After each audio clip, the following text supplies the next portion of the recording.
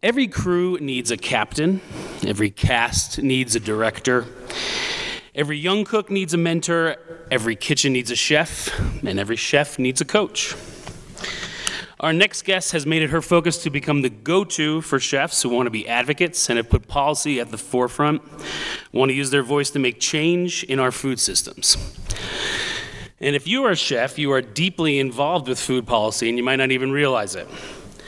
You affect policy every day in your kitchens by making purchase choices, scheduling your staff's hours, and even whom you hire to be on your team. In her own words, you, chefs, are uniquely positioned to spur big picture change in our industry and the future of the food system. Chefs are the key ingredient to making our food system more just and sustainable. Katherine Miller is the principal and founder of Table 81 and the author of At the Table, The Chef's Guide for Policy and Advocacy. Most recently, Katherine spent several years as the James Beard Foundation's Vice President of Impact, which is where I first met her in 2017 at the James Beard Boot Camp for Policy and Change, a 3-day workshop she led for chefs from around the country. She used tailor-made chef strategies and plans to give them the courage and data to speak with lawmakers on both a local and national level.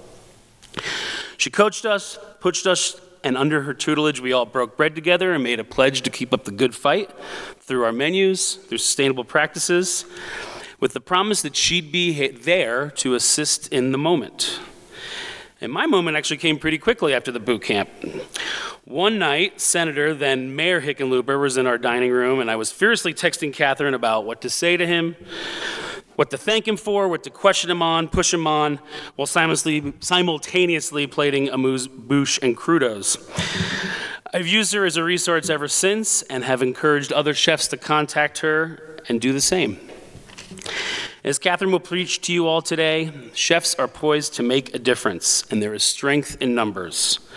Our voices need to be loud and succinct in order to indoctrinate real, serious change. And that's where Katherine bridges the gap. Eat Denver, please welcome my coach, Katherine Miller.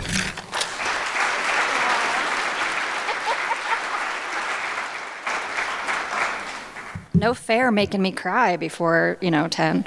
I realize I'm the speaker before the break, so I hope you'll bear with me. But I want to thank Paul and the Eat Denver team for inviting me to be here. I actually love being back in Colorado because for the last 10 years or so, you guys have treated me with kindness and hospitality beyond measure. From the chefs that have come through the boot camp, like Alex Seidel and Jen Jasinski and Sheila Lucero and others, to Daniel and others, and Caroline, who I met through Slow Food, to Bobby Stuckey, who I feel like I spent 1.5 years of my life on Zoom with during the fight for restaurant relief. It has just been, it's an amazing community, and you all do so much. And I'm so grateful that every time I've asked, somebody from this community stepped up to come to Washington or talk to the state capitol, et cetera. So thank you. I also just want to take a second and acknowledge someone who really touched my heart here in this community and is longer with us. Brandon Foster was a friend and a colleague, and I know he's been gone for 4 years, but his work at Project Angel Heart was amazing in this community, and we miss him dearly.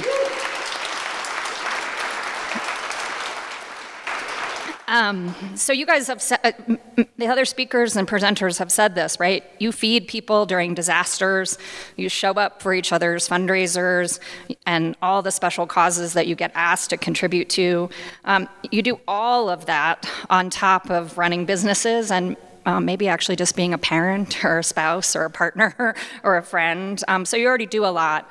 And you're probably pretty freaking exhausted, maybe? Anybody? Yeah?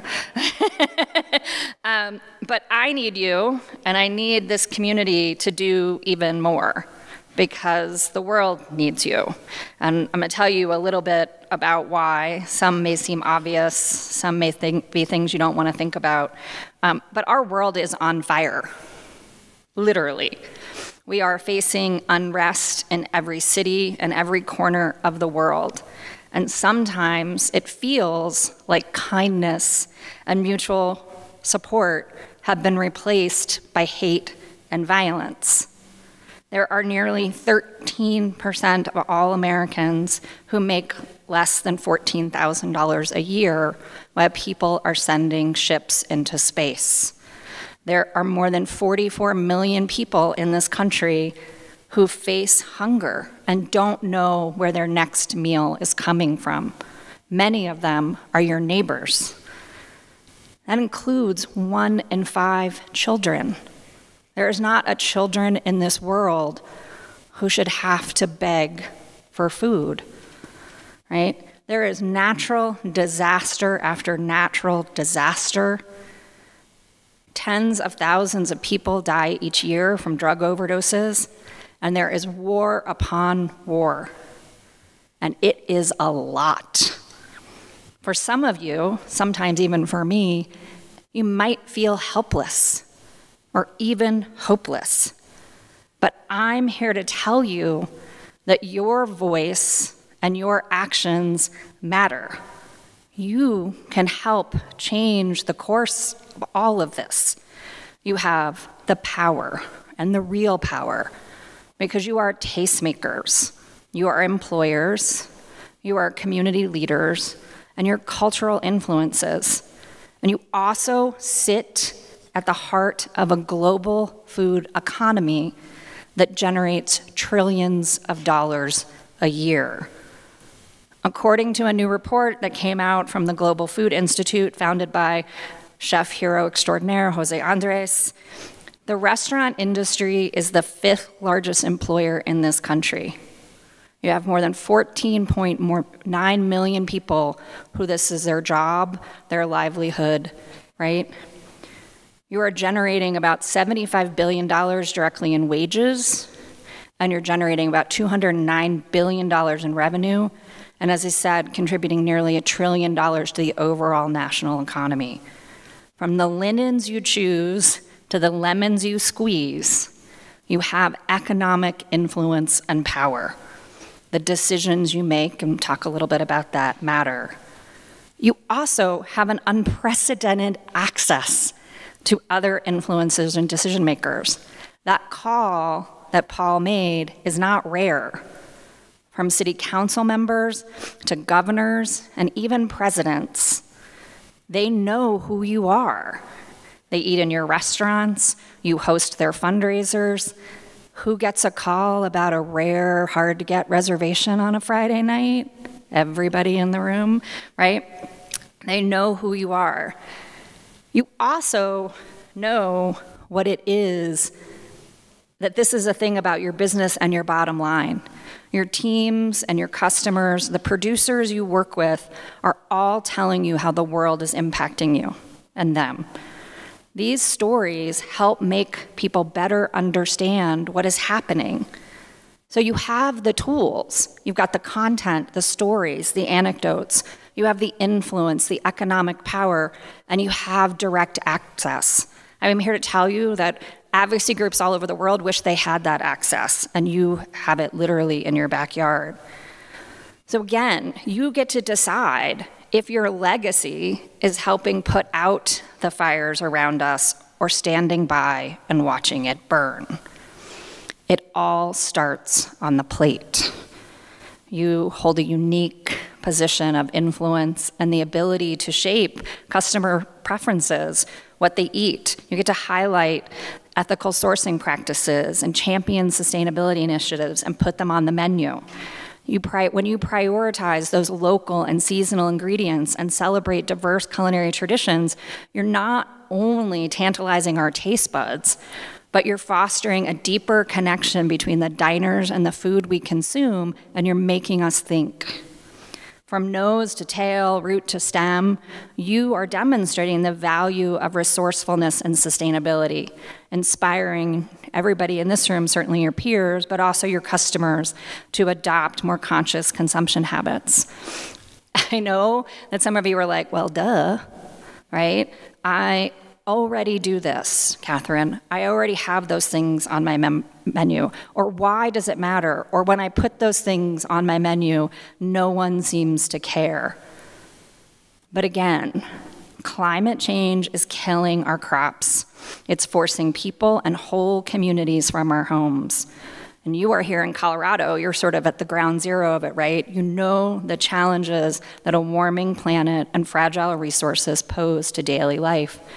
The fight over the Colorado River Basin here is just a few years away from the next round of water wars.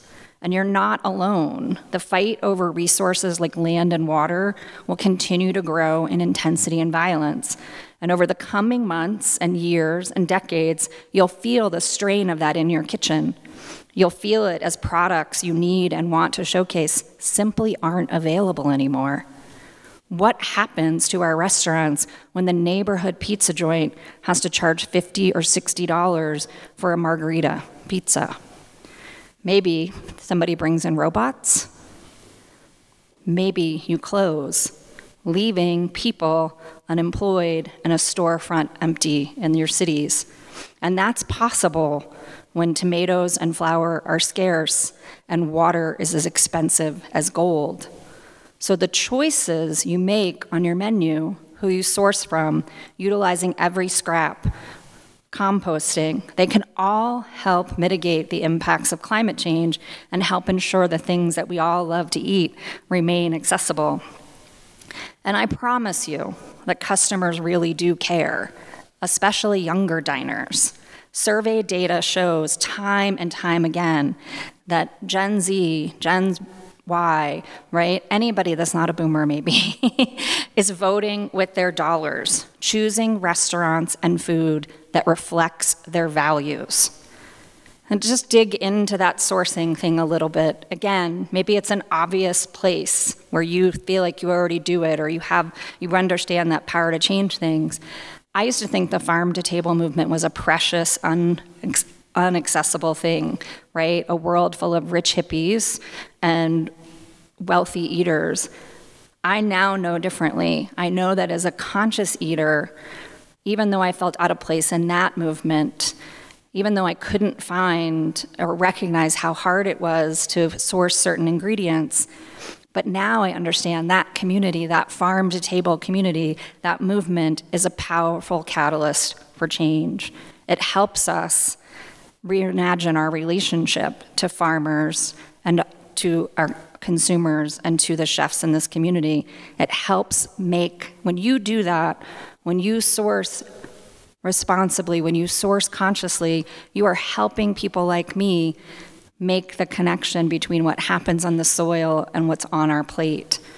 And by prioritizing that transparency and traceability in your sourcing practices, you are empowering me and other diners to make informed choices and fostering a deeper appreciation of the complexities of our food system. It's also to your economic benefit as an economy. Studies again show, right, that for every single dollar, for every $1 we spend locally, we generate $3 of economic benefit. So when you prioritize women farmers or BIPOC producers, you are helping them preserve and grow their businesses. This virtual cycle of spending means more jobs, more stability, and healthier and happier communities. There's some really tough stuff that you also have to tackle. Some of it feels insurmountable. We are in an era marked by heightened awareness of the ethical issues surrounding food production and consumption. From the treatment of farm workers and food artisans to the welfare of animals and the environmental impact of agricultural practices, you are tasked with making ethically informed decisions at every stage of the culinary practice process. And by practicing fair labor practices, supporting ethically and sourced ingredients, you can demonstrate your commitment to the values of compassion, integrity, and social responsibility. This can happen through initiatives like Fair Trade Certified or Certified Humane. All of those things help provide customers with the assurance that your dining choices, what you're putting on the plate, aligns with their values. This is the era of cultural conscientious consumption, right? And it helps us also sit at this intersection of food justice, a commitment to ensuring the equitable access of nutritious and culturally relevant food for all communities.